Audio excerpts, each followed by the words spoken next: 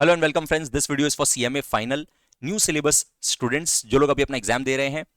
तो गाइज इस वीडियो में अपने बात करने वाले हैं कि आप लोगों को कैसे last day corporate financial reporting का पूरा सिलेबस 15 टू 16 आवर्स में कवर करना है। एकदम इफेक्टिव रिवीजन कैसे करना है so that you excel in your exams.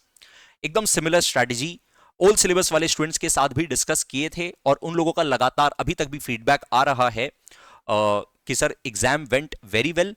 They most of them said that they followed class notes एकदम अच्छे से। जो उन लोगों को क्लास नोट्स लिखवाया था वो बहुत अच्छे से रेफर किए थे।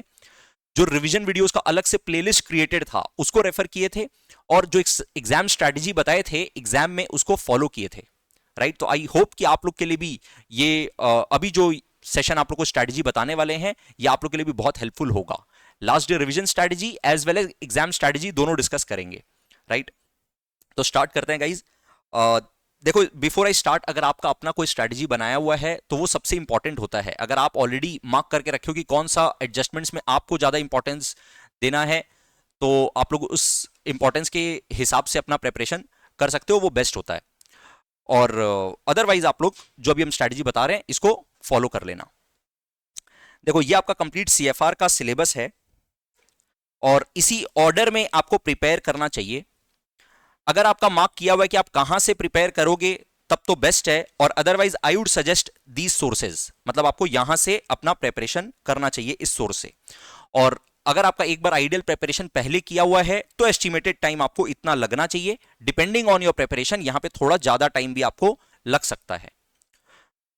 वैल्यूएशन चैप्टर से हर बार एग्जाम में क्वेश्चन पूछा जा रहा है तो ये तो मस्ट डू है।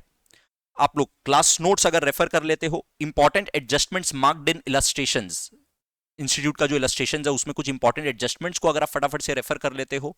पास्ट पेपर क्वेश्चंस का जो मेरा अलग से सेशन लिया हुआ है, खाली उसमें की पॉइंट्स जो हाईलाइट किया हुआ है अगर उसको आप रेफर कर लेते हो तो यू आर डन। अब सर इतना कुछ कैसे करें 1 आवर में? तो अगर आपका गाइस पहले एक बार अच्छे से किया हुआ तभी आप 1 आवर में कर पाएंगे, नहीं तो आपको टाइम थोड़ा ज्यादा देना पड़ेगा।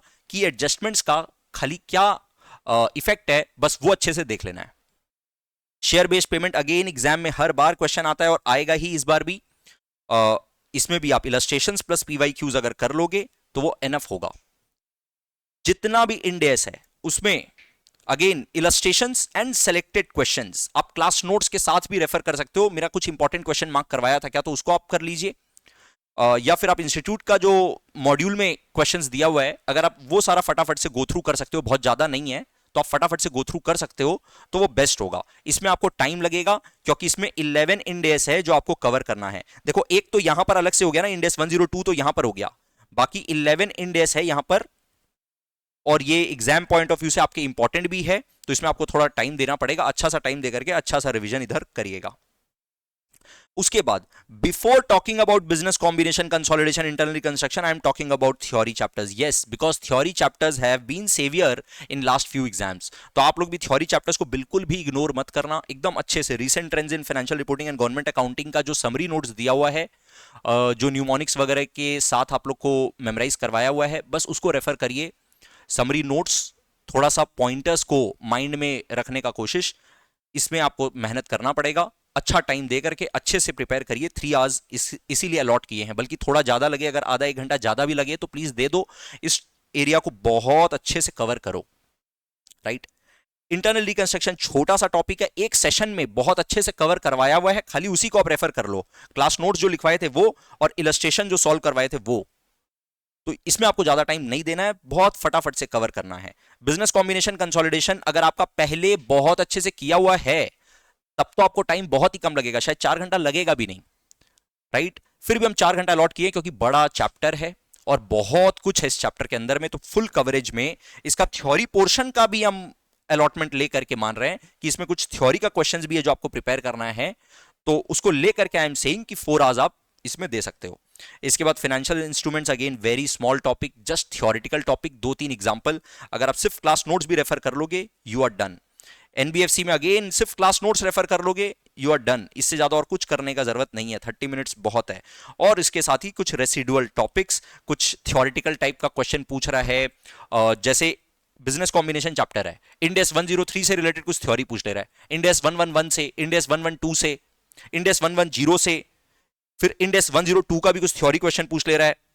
राइट, कुछ अलग अलग टाइप का क्वेश्चन है, वो सब रेसिडुअल टॉपिक्स में हम कवर कर रहे हैं। रेसिडुअल टॉपिक्स को लेकर के आप लोग का एक बूस्टर सेशन आने वाला है, राइट। बूस्टर सेशन जरूर से रेफर करना। बूस्टर सेशन एकदम सिमिलर तरीके से सेशन रखे थे फॉर ऑल सिलेबस स्टूडेंट्स, और आप मान लो उसमें as it is theory questions and as it is some of the important questions that I suggested were asked as it is. तो ये कोई भी हालत में मिस मत कर देना, जरूर से अटेंड करना। बूस्टर सेशन में अपना कुछ इंपॉर्टेंट रेसिडुअल टॉपिक्स डिस्कस हो जाएगा, जहां से आप मान के चल सकते हो कि कुछ क्वेश्चन एज इट इज आपको मिल जाएगा अपने क्वेश्चन पेपर में, राइट। तो इस तरह से आप अपना टाइम अलॉटमेंट करके देखो 15-16 आवर्स में पूरा सिलेबस ट्राई करो कंप्लीट करने का। अगर मान लो पूरा सिलेबस कवरेज नहीं हो पा रहा है, कुछ अल्टीमेटली छोड़ना ही पड़े, तो गाइज इसी ऑर्डर में जाते जाना। रेसिडुअल टॉपिक्स वाला जो बूस्टर सेशन होगा ये जरूर कर लेना। इसमें फिर आपका अगर कहीं छूटता है तो आप may be business combination consolidation का कोई बहुत बड़ा बड़ा क्वेश्चन है जो अब प्रैक्टिस करने का या देखने का टाइम नहीं है, तो फिर उसको आप छोड़ सकते हो। फाइनेंशियल इंस्ट्रूमेंट्स का ज्यादा एग्जांपल नहीं देख करके 2-3 इंपॉर्टेंट थ्योरी क्वेश्चंस जो है फिर वो देख लेना। एनबीएफसी का खाली प्रोविजनिंग रिक्वायरमेंट देख लेना 5-10 मिनट्स में, बाकी फिर अगर टाइम नहीं रहा तो आप फिर इस एरिया से कहीं पे कुछ छोड़ सकते हो। अदरवाइज और कुछ भी बिल्कुल भी मत छोड़ना, एकदम अच्छे से करके जाना। ऑलराइट गाइज, इसके साथ ही एग्जाम स्ट्रेटेजी भी हम लोग 5 मिनट्स में डिस्कस कर लेते हैं। सुनो,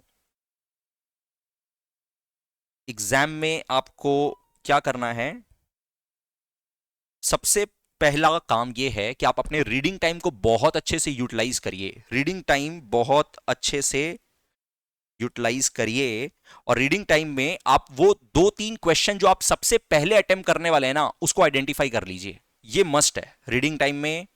वो 2-3 क्वेश्चन जो सबसे इजी है और जिसमें आपको कॉन्फिडेंस है कि आराम से हो जाएगा, छोटा क्वेश्चन होना चाहिए, इजी क्वेश्चन होना चाहिए, तो वो पहला 2-3 क्वेश्चन आपको आइडेंटिफाई करना है। फिर जैसे एग्जाम टाइम स्टार्ट हो, लिखने का टाइम स्टार्ट हो, पहला 2-3 क्वेश्चन जो कि सिंपल है एंड आपको आता है, simple and easy question, small question होना चाहिए। ये स्मॉल क्वेश्चन होना चाहिए, मतलब 4 मार्क्स या 5 मार्क्स वाला क्वेश्चन होना चाहिए। उसके बाद बिग क्वेश्चंस, 1 या 2 बिग क्वेश्चन, जैसे कि वैल्यूएशन का क्वेश्चन हो सकता है, बिजनेस कॉम्बिनेशन या कंसोलिडेशन से अगर कोई बड़ा क्वेश्चन आया तो वो हो सकता है, शेयर बेस्ड पेमेंट का क्वेश्चन हो सकता है। तो बिग क्वेश्चंस आप थोड़ा सा टाइम लेकर के यहां पर, जैसे यहां पे मान लो आप 30 मिनट्स में ये कवर कर सकते हो, जहां पर आपका अराउंड 15-20 मार्क्स आपको लगेगा कि सिक्योर्ड है, तो आपका थोड़ा मोमेंटम बन जाएगा। पॉजिटिव मोमेंटम के साथ फिर आप बड़ा क्वेश्चन को जब अटेम्प्ट करोगे, तो बड़े क्वेश्चन में ये प्रेशर मत लेना कि मेरे को सारा का सारा सम एकदम एग्जैक्ट मैच हो जाए, पूरा 100% अच्छे से कंप्लीट हो जाए, ये प्रेशर मत लेना।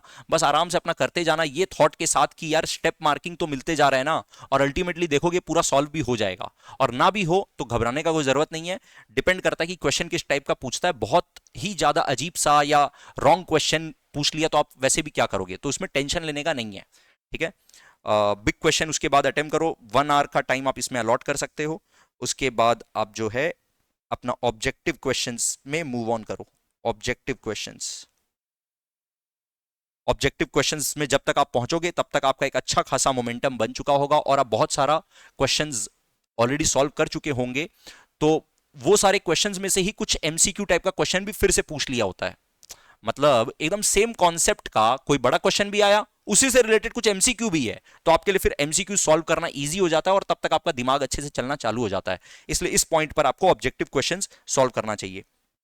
उसके बाद थ्योरी क्वेश्चंस जो आपको अच्छे से आता है, in the order of your comfort, जैसे जैसे आपका कंफर्ट है वैसे वैसे थ्योरी क्वेश्चंस को सॉल्व करिए। थ्योरी क्वेश्चंस जब आप सॉल्व करें तो यहां पे थोड़ा अपना स्पीड अप करने का कोशिश करिए, कवर अप करने का कोशिश करिए। अगर पहले थोड़ा ज्यादा टाइम लग चुका है तो दिस द टाइम जहां पर आपको अभी कवर अप करना है। और उसके बाद जो बचा हुआ क्वेश्चन है उसमें स्टेप मार्किंग उठाने का कोशिश करिए, step marks in remaining questions. Obviously last में फिर वही वाला क्वेश्चन आएगा जो आपको शायद बहुत अच्छे से नहीं आता है, और अगर इसमें भी मान लो आपको अच्छे से आता हुआ क्वेश्चन रहा तब तो बात ही क्या है, तब तो वंडरफुल। ऑल राइट गाइज, इस स्ट्रैटेजी के साथ में आप अपना अच्छा सा एग्जाम दीजिए, you will rock in exams. Thank you so much, bye.